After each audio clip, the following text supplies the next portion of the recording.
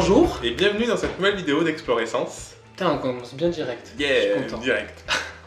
Alors pour cette vidéo, on va te parler d'un truc qui est hyper important pour nous. C'est le fait d'accepter de changer les choses. Ouais. Donc Jérémy va nous en parler beaucoup mieux que moi. Donc oui, on voulait faire une vidéo sur le fait sur le changement, sur accepter le mouvement, tout ça. Et ce qui nous a donné l'idée surtout, c'est venu en fait d'un constat. J'ai enchaîné, c'était en fin juillet, je crois quelque chose comme ça, fin juillet 2017, 3 séances. Et du coup j'ai eu pas mal de prise de conscience sur l'importance que les choses changent aussi. Parfois quand on a tendance à rester bloqué dans une situation, on se dit il faut que je fasse comme ça parce que c'est la chose qu'on sait faire et on est à l'aise dedans. Mais du coup ça pousse pas au changement, ça pousse pas forcément à l'évolution. Avec ces séances, ces 3 séances qui étaient complètement différentes. J'ai eu une séance, c'était un couple hyper fusionnel, voilà, hyper dans le tactile, dans le toucher. Donc les couples que j'attire en règle générale. Je sais que t'as des rires. En fait je rigole parce qu'on n'a pas dit une seule fois qu'on parlait de photos. Et du coup je me dis quelqu'un qui tombe sur cette vidéo. On parle pas de photos en fait. C'est super drôle, j'attire les couples. Je tire 3 couples. Donc on parle du changement dans la photo quand on est Oui. photographe professionnel et qu'on veut faire évoluer son style ou sa façon de vivre ou peu importe. C'est ça. Donc il y a eu ces 3 séances. Donc une séance avec un couple hyper fusionnel, ce que j'ai plutôt l'habitude de faire. Donc là c'était assez facile, j'étais à l'aise. Une séance avec un couple qui était assez fusionnel aussi, mais ça faisait longtemps qu'ils étaient ensemble. Du coup ils se recherchaient un petit peu, donc ça a été plus galère à les amener vers ce que j'aime. Et un 3e couple, c'est surtout lui qui a été à l'origine de certains changements, qui au bout de, je pense, 10 minutes de séance m'a dit ce que tu fais là, c'est trop cucu là. C'est drôle. Et ils chantaient qu'ils n'étaient pas à l'aise avec ça. Et du coup, j'ai dû m'adapter pour essayer de faire autre chose, mais de le faire en le faisant aussi bien que ce que j'ai l'habitude de faire. Et du coup, ça m'a beaucoup questionné. Et en fait, c'est parti de là, ce constat de c'est important que les choses changent, parce que si ça m'était pas arrivé, ou si je m'étais braqué en me disant non, c'est bon, c'est des cons ou quoi, j'aurais jamais rien changé. Alors que là, j'ai testé plein de nouvelles choses, parce que du coup, j'étais face à ça. Et en testant tout ça, donc dans des façons d'interagir avec eux, dans des façons de les diriger, dans ce que je leur disais aussi, qui était complètement différent de ce que j'ai l'habitude de dire à... T'as beaucoup plus fait poser en fait. Ouais, en fait, d'habitude. c'est même pas forcément fait poser, c'était beaucoup plus, c'était un peu plus cinématographique, où je leur disais de partir de tel point, d'avancer, de se regarder, tout ça, de créer plus, voilà, c'était un aspect plutôt scénaristique que du posing en soi.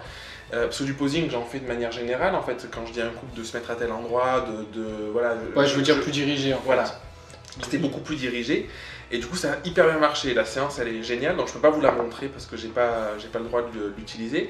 Par contre, et puis c'est pas le but de la vidéo de toute façon, c'est juste pour vous expliquer aujourd'hui que... Te montrer. Oui, de te la montrer, oui c'est vrai. Oh là là. Te la montrer. C'est juste, voilà, du coup je suis perdu, c'est foutu. Donc voilà, ce qui est important, c'est juste de dire qu'il faut prendre certaines situations, il ne faut pas se braquer, parce qu'en fait, sinon on risque de rester figé, alors que quelque chose qui peut nous arriver peut être à l'origine d'un grand changement et transformer toute notre façon de faire, quoi. C'est clair. Moi j'ai l'exemple de cette saison-là en particulier, où j'ai eu des séances qui m'ont fait des grosses prises de conscience. Il y en a eu 2, une séance famille et une séance couple, où en fait j'ai pas eu besoin de diriger en fait. Enfin j'ai pas eu besoin. Je me suis dit là je sens de même il y a quelque chose qui se passe. Je vais pas rentrer dans mon schéma un peu habituel de je contrôle le truc. En fait c'est vraiment cette idée là de dire j'arrête de contrôler. Et j'ai pas besoin de contrôler en fait, j'ai pas besoin de mettre cette pression là. Les gens vont me donner quelque chose de même. Et du coup je me suis mis là-dedans. Ça a bien marché du coup ces 2 séances parce que j'ai laissé les personnes vivre et du coup j'ai eu quelque chose d'absolument génial et puis moi en plus du coup ça me permet d'être beaucoup plus libre parce que je me dis pas alors qu'est-ce que je vais leur proposer juste après ou qu'est-ce qu'ils vont faire. Eux ils sont pas dans l'attente non plus, ils comprennent que c'est juste un moment qui vit en fait. Et la vie c'est ça finalement, c'est aussi pour ça qu'on a fait cette vidéo, c'est aussi accepter le mouvement parce que c'est la vie en fait, les choses bougent tout le temps. Et du coup c'est marrant parce qu'il y a un peu moins d'un an on a fait un article sur Explorrescence où on disait qu'il fallait faire poser les gens et aujourd'hui moi je suis complètement dans l'inverse. Je fais plus du tout poser, mais c'est pas grave en fait, il n'y a pas de bonne ou de mauvaise façon de faire. Le fait de savoir faire poser les gens c'est très bien, ça me donne des cordes à mon arc et quand j'ai besoin je le fais, si vraiment j'ai des couples qui n'y arrivent pas. Mais maintenant voilà, je suis vraiment dans un truc où je laisse vivre les gens et j'arrive à avoir quelque chose de encore plus authentique et moi qui me plaît beaucoup. Donc ça c'est vraiment génial. En termes de prise de conscience c'est génial. Donc c'est l'idée de dire sois attentif vraiment à ce qui se passe autour de toi et des fois la vie va t'envoyer des signes et peut-être que ça veut dire c'est le moment de changer pour toi. Il y a un autre exemple auquel je pense, c'est très souvent les gens disent je veux quitter mon travail parce que ça me plaît pas, j'en ai marre de mon CDI, de mon train-train quotidien, je veux me créer un nouveau boulot, être mon propre patron et tout ça, être libre. Et en fait, on retrouve ces gens 1 an, 2 ans après, et en fait, ils travaillent encore plus qu'avant, ils ont encore plus de contraintes, et en fait, ils se sont recréés exactement le même schéma qu'avant, sauf que c'est encore pire parce que c'est eux qui doivent gagner l'argent, ils ont le stress de ne pas avoir de clients, et du coup, ils se sont mis encore dans un truc encore plus compliqué qu'avant. Et finalement, c'est aussi sortir de ce genre de croyance, d'accepter le changement. Moi, je sais qu'au début, je travaillais quand même malade, parce que je sortais de mon boulot où on travaillait tous les jours, 5 jours par semaine. Et du coup, j'ai commencé à bosser, il fallait que je bosse, mais si tu bosses pas assez, tu n'auras pas de clients, tu vas pas les mériter. Enfin, il y avait un truc dans cette idée-là, et aujourd'hui, je suis plus du tout là-dedans en fait. Et sur la partie photo, finalement. On fait plus rien du coup. Non, mais c'est pas qu'on fait plus rien, mais du coup, la partie photo, j'ai vachement dégagé de temps pour pouvoir faire Explorescence. Et du coup, la partie photo, finalement, c'est peut-être un mi-temps Même pour moi. Prendre du temps avec Mathilda. Prendre du temps aussi avec Mathilda, carrément. Et du coup, la partie photo, je suis peut-être sur un mi-temps en termes de travail. Après, voilà, j'ai beaucoup progressé en efficacité, donc je suis beaucoup plus efficace qu'au début. Mais en tout cas, voilà, je prends beaucoup moins de temps et c'est pas pour autant que je travaille moins, que je gagne moins d'argent et tout ça. Donc c'est des croyances aussi qu'il faut savoir changer pour accepter que les choses peuvent bouger, quoi. On a prévu de vous faire une vidéo sur les croyances justement. Ouais, ça va être une vidéo lourde. Ouais, grosse. Mais oui, c'est exactement ça, ouais. C'est exactement cette idée d'arriver à être conscient qu'on peut changer les choses, que c'est pas grave en fait, que de toute façon on peut toujours revenir où on en était, Oui. et qu'il n'y a rien qui est vraiment dramatique dans tous les cas. Et du coup, on parle beaucoup d'émotions, souvent sur Explorescence, ou même tous les deux personnellement dans notre travail personnel. Et en fait, sur les séances que je vous disais, sur les 3 séances, sur la première avec Sarah et Nicolas, on a beaucoup discuté justement d'émotions, de choses comme ça. Et Nicolas il me disait pour lui l'émotion c'est l'énergie en mouvement. Et en fait je trouvais que c'était génial comme définition parce que du coup c'est exactement ça, c'est-à-dire que il a réussi à mettre des mots sur quelque chose que je pensais déjà, sur l'idée que c'est important qu'il y ait du changement parce qu'en fait avec le changement les choses bougent, les choses évoluent, l'énergie se transmet dans ce qu'on fait et dans tout ça, et du coup en fait ce mouvement génère de l'émotion. De l'émotion, que ce soit personnel dans le travail qu'on va produire, qu'on va faire, en étant motivé à faire les choses, en changeant, en testant un nouveau truc. Je vous parlais de ma séance là qui a modifié des choses, et du coup ça m'a mis une nouvelle énergie. Donc du coup j'ai réussi à avoir des moments que j'aurais certainement pas eu. Dans les séances qui vont suivre, ça va peut-être encore transformer des choses, et ainsi de suite. Et du coup cette énergie, cette émotion là se transforme et permet vraiment de progresser, quoi. Donc je trouve que c'est quelque chose d'important d'avoir en tête, de se dire que on peut voir le changement comme ça, souvent ça fait quelque chose qui fait peur, alors que tu peux voir aussi le changement comme l'idée de te dire en changeant il y a des choses qui vont bouger, en bougeant ça va se restructurer, les choses vont se repositionner, et du coup je vais vivre d'autres émotions, je vais ressentir des choses que j'avais peut-être pas ressenties, ou je vais avoir une nouvelle idée, une nouvelle façon de faire qui va m'amener vers des nouveaux clients qui correspondront mieux à qui tu es, etc. Complètement, j'ai tout le temps ça. Complètement. Vous avez vu, alors je vais essayer de moins. Fais-le plein de fois comme ça. Je fais plein de fois, c'est bon. J'ai vu un tuto sur une vidéo. En fait, le gars il a ce problème, du coup il a mis un élastique autour de ses lunettes. Comme ça, l'élastique en fait fait que les lunettes tiennent. C'est beau. Mais c'est moche, voilà. Bref. Tout ça, du coup, ce que tu dis, je rebondis dessus sur le côté d'être en mouvement et tout ça. C'est vrai aussi quand tu es en train de faire des photos. En mariage, moi je sais que je bouge comme un malade en fait. Je suis toujours près des mariés, je vais tourner autour d'eux, je vais faire des photos et l'émotion est là aussi en fait. C'est bizarre, mais cette année je bouge beaucoup plus, je fais plus de photos que d'habitude et je suis beaucoup plus ému aussi pendant les mariages. Je suis plus connecté aux gens, je sais pas comment l'expliquer, mais il y a un truc là-dedans. Et ça m'arrive régulièrement de pleurer au moment où il y a quelque chose qui est très fort et tout, de sentir l'émotion monter en moi et de la laisser vivre et de continuer à faire mes photos. C'est vraiment, je sais pas comment expliquer, mais c'est un mouvement. Je fais partie du mouvement du mariage. En fait, je suis pas quelque chose d'extérieur. C'est comme si on imaginait que le mariage était une espèce de tourbillon. Je suis dedans, je suis en plein milieu. Je suis pas de l'extérieur en train de photographier le tourbillon. Je suis vraiment dedans. Et du coup, c'est génial. Bon, on en parlera dans une vidéo dédiée au mariage, mais les gens me disent toujours à la fin du mariage, mais c'est incroyable, est-ce que tu es un ami de longue date, ou on a l'impression que tu fais vraiment partie du truc. Et ça, c'est hyper important en fait. Voilà, donc c'est aussi cette idée de mouvement, mais c'est même le mouvement physique en fait. Ça me fait penser, en fait, souvent il y a pas mal de photographes qui nous disent on est plus à l'aise en séance famille parce qu'il se passe des trucs, il y a les enfants. Et je pense que du coup, le lien c'est peut-être ça, c'est que les enfants sont toujours en mouvement, et du coup on est obligé de les suivre et tout ça. Et donc forcément, ça induit peut-être quelque chose de beaucoup plus dynamique. Alors qu'une séance avec un couple, parfois on sait pas forcément quoi faire, ou on va être plus statique parce qu'on a peur de peut-être qu'ils se sentent pas bien, enfin peu importe, je sais pas ce qui peut se passer. Alors qu'avec des les enfants, on se pose pas la question. On va leur courir après, les parents rigolent, sourient, ils leur courent après. Il y a beaucoup de mouvements et il y a cette idée de changement aussi, quoi. Complètement.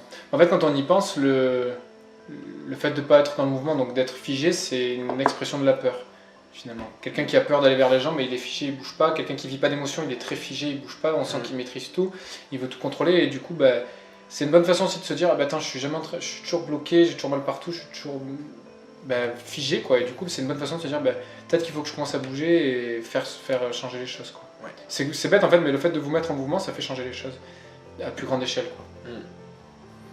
Je suis d'accord. Super. Et un autre truc du coup qu'on voulait dire, c'est en fait, alors je sais plus comment il s'appelle celui qui dit ça, si je le sais, bougez pas. Tac. Donc c'est dans ce bouquin, enfin c'est pas dans ce bouquin qu'il en parle, mais c'est Neil Donald Walsh qui a écrit Conversation avec Dieu. On en parlera dans une vidéo dédiée un peu à nos inspirations. Je suis pas croyant du tout, donc c'est pas du tout un livre là-dessus, mais je vous expliquerai de quoi ça parle. Et qui dit en fait le mouvement, enfin ce qu'on fait dans la vie, tout ce qu'on fait, ça a deux moteurs. C'est soit la peur, soit l'amour. Quoi que vous fassiez en fait, quoi que tu fasses, c'est toujours la peur ou l'amour qui va amener ce mouvement-là. Et du coup, c'est intéressant de te dire pourquoi je fais ça et de sentir à la base, est-ce que c'est parce que j'ai peur ou est-ce que c'est parce que au contraire, je suis dans l'amour. Par exemple, tes tarifs, tu vas voir un autre photographe se vendre à un prix et tu vas te dire je vais baisser le mien parce que lui il est meilleur que moi. C'est un mouvement de peur. Parce que tu as peur de ne pas te vendre parce que lui il est meilleur, mais en fait les maris ils n'en savent rien, ils ne savent même pas qu'il existe. Et puis pour eux, peut-être que toi tu es meilleur que lui en fait, donc ça tu sais pas. Et du coup, de toujours te poser la question, est-ce que dans quel mouvement je suis? Sur les mariages, j'entends souvent des gens qui me disent mais comment tu fais pour être aussi proche? Moi j'ai peur. C'est un mouvement de peur. J'ai peur donc j'y vais pas. Et moi j'ai pas peur en fait, à chaque fois je sais pas quoi répondre parce que je sais pas, je suis proche. C'est naturel en fait, je suis dedans. J'aime les gens qui sont là avec moi, j'ai envie de les photographier de près et les gens me disent toujours on a l'impression que t'étais pas là en plus de ça. Je suis collé à eux, des fois je suis ici et ils me disent on a l'impression que t'étais pas là. Donc je pense vraiment que la chose elle va se sentir si vous êtes dans la peur, que les gens vous les stressez, ils vont se dire là je sens qu'il est là. Et là encore une fois il y a le mouvement, c'est-à-dire que je pense que je suis plus visible de loin, figé parce que tout le monde va te repérer, que si tu es tout le temps partout à courir dans le tourbillon, et en fait voilà c'est exactement ça quoi. Et typiquement un enfant, tu regardes un enfant, il est dans le mouvement et il est dans l'amour tout le temps. Un enfant il est pas encore drivé par la peur comme peut l'être un adulte. À part si il s'est brûlé la main sur le feu, là il sait, je vais plus la main. Non mais c'est vrai, du coup la peur est venue lui dire attention il y a un danger pour ta vie, donc c'est très bien que ça existe. Mais lui sur tout le reste, il est dans le mouvement, il a envie d'aller vers quelqu'un, lui dire je t'aime, il lui dit je t'aime, c'est exceptionnel. Là je suis allé chercher la semaine dernière ma fille sur son premier jour d'école, il y a un petit garçon, c'était son tout premier jour d'école, il doit avoir 2 ans et demi, 3 ans, et le soir je le vois, il dit à une des maîtresses t'es trop belle, je t'aime. Et alors aucun adulte ferait ça en fait, dirait ça au bout d'une journée de connaissance avec une personne. L'enfant il est là-dedans en fait, il est dans l'amour et c'est eux qui ont raison finalement. La vie c'est ça, c'est comme ça qu'elle s'exprime. Nous en grandissant on se crée plein de peurs, plein de choses et tout ça et on a besoin de notre train-train, de notre confort et tout ça. Mais c'est pas forcément une bonne façon de vivre, en tout cas de mon point de vue. Bon, on crée des peurs. Hein. Là pour l'exemple de l'école, Charline qui rentre en CP, elle va voir piscine, sauf qu'en fait un papa n'a pas le droit d'aller à la piscine amener les enfants dans le vestiaire des filles. Ouais. Génial. Donc, qu'est-ce que tu envoies comme message aux enfants quoi. Oui, c'est clair. Mais bon. Super. Génial. Ouais, et du coup, voilà, c'est quelque chose que moi je prends conscience de plus en plus parce que plus j'évolue dans mon travail et plus je me libère de toutes ces peurs que j'ai pu avoir, la peur de ne pas me vendre, la peur de. Typiquement, là, cette année, j'ai signé qu'un seul mariage pour l'année prochaine. L'année dernière, j'en avais 4 à cette période-là, j'étais en stress complet parce que je me disais, j'en ai que 4, comment je vais faire? Là, je me sens pas stressé du tout, j'en ai qu'un seul. Je sais qu'il va y en avoir d'autres. Si finalement je fais pas beaucoup de mariages l'année prochaine, que j'en fais que 5, ça sera l'occasion de développer d'autres choses sur Explorer, peut-être de faire plus de séances. Peut-être que ce sera aussi une façon de me dire remets-toi en question, tu n'as peut-être pas assez communiqué sur le mariage. Peu importe ce que ça va me dire, en tout cas ça va me dire quelque chose et ça va m'aider à avancer. Rien qu'arrive par hasard. Hein, ouais. Je suis vachement dans. Du coup, le fait d'accepter le mouvement, c'est aussi finalement on accepte la vie, on a moins peur, on vit plus dans l'instant présent et on arrête de toujours se projeter dans le futur de qu'est-ce qui va se passer. C'est vrai qu'en fait ça c'est hyper important dans cette idée d'accepter que les choses changent, d'accepter ce mouvement, les choses bougent. Il y a un truc qui m'a marqué récemment, en discutant avec un autre photographe, c'est cette idée de perfection. En fait, on discutait et en fait il me disait oui mais je peux pas faire une vidéo de présentation parce que ce serait pas assez bien, je peux pas montrer ça parce que c'est pas assez bien. Et en fait du coup la réalité c'est que c'est que des excuses et que finalement en fait sous prétexte de c'est pas assez bien, donc je veux pas quelque chose de moyen, je veux quelque chose de parfait. En fait, il n'y a rien. Donc c'est encore pire que si c'était moyen en fait. Et encore moyen, c'est qu'un jugement extérieur, ça veut rien dire. En fait, moyen par rapport à quoi, par rapport à qui. J'ai écouté une interview d'Oussama Ammar il n'y a pas longtemps, et en fait il disait une phrase qui était géniale, c'est il dit il faut arrêter de comparer son intérieur avec l'extérieur des autres. Et en fait du coup c'est juste génial parce que c'est exactement ça, c'est que on voit que l'extérieur des autres, c'est parfait, c'est machin, on ne sait pas s'ils ont passé des années, ça fait 30 ans qu'ils font de la photo, qu'ils ont utilisé quelqu'un, les services de quelqu'un pour développer leur truc, peu importe. Et du coup on compare ce qu'on pense être nous avec ce qu'on voit de l'extérieur, sauf que ça n'a rien à voir en fait. On sait pas en fait. Et on sait pas. Et du coup, on est toujours dans ce fantasme-là de se dire ben, j'aurais pu mieux faire, ou ça aurait été mieux demain, ou je fais pas parce que machin, dans cette peur en fait. Et du coup, on change pas, on reste, c'est figé. Le fait d'être figé, en fait, c'est hyper frustrant parce qu'on se dit j'avance pas, on voit les autres avancer, qui font. En plus, c'est ça qui est parfois aberrant. Moi, ça m'est arrivé. Hein, de voir les autres me dire ah putain il a sorti une vidéo de présentation par exemple, c'est l'exemple typique parce que c'est la vidéo que j'en ai sorti il n'y a pas longtemps. Quand j'avais vu Baptiste, je me dis ah c'est génial, non, moi je peux pas faire ça, alors qu'en fait si je m'étais dit bah, c'est pas grave allez j'en sors une directe, bah, du coup ça aurait eu un effet direct et puis j'en aurais fait une mieux et ainsi de suite quoi. Alors quand on est dans cette idée là de on attend la perfection qui n'existe pas d'ailleurs, on n'est pas dans cette notion de mouvement, de changement et du coup souvent c'est l'effet inverse, c'est qu'on a tendance à rester figé. Et c'est déprimant, c'est angoissant, c'est stressant, et du coup ça procure tout l'inverse de ce qu'il faudrait quoi. Ce qui est très bien finalement parce que ça te permet de comprendre que tu es dans une mauvaise direction aussi. Ouais. C'est bien aussi de te sentir mal parce que c'est la façon qu'a ton cœur de te dire attention là tu es pas dans mon truc.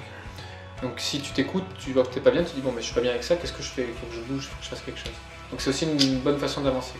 Ce qui rend les gens je pense dépressifs et qui est compliqué c'est que on nous a appris à pas trop nous écouter, donc il y a des gens qui entendent bien que ça va pas, mais qui continuent, bah, c'est pas grave, la vie c'est dur, il faut en chier, c'est normal, et qui continuent, et puis ils vont finir leur vie avec un cancer ou je sais pas quelle connerie. Et paralysés par la peur, et du coup en faire de moins en moins, et être de plus en plus paralysé, et c'est vraiment un cercle vicieux quoi. C'est ça. Ça veut pas dire qu'il y aura jamais, qu'il y a plus de peur, moi j'ai toujours peur en fait, des peurs ça existe toujours, et les peurs d'hier sont aujourd'hui sont plus du tout des peurs, mais j'en ai des nouvelles sur d'autres trucs, donc c'est pas forcément... Le but de la vie, c'est pas de plus avoir de peur en fait. La peur, elle est là aussi pour t'aider à avancer, donc c'est bien d'en avoir. L'exemple typique, c'est par exemple le changement de tarif. Quand on se dit j'augmente, ça fait toujours peur. Et finalement, une fois qu'il suffit d'avoir signé une fois avec le tarif, le nouveau tarif, et puis on n'a plus du tout peur de ça en fait. Et du coup, ça continue, et ainsi de suite quoi. Ouais, complètement. Complètement. Bon, j'espère qu'on n'aura pas eu. J'espère que j'aurais pas dit trop du coup, en fait, ou des trucs comme ça. Du coup. Non, je pense que c'est un sujet intéressant. Ouais. On espère que ça t'a plu autant que ça nous passionne. Et on te dit à très vite pour la prochaine vidéo. À très vite pour la vidéo suivante. Salut. Ciao.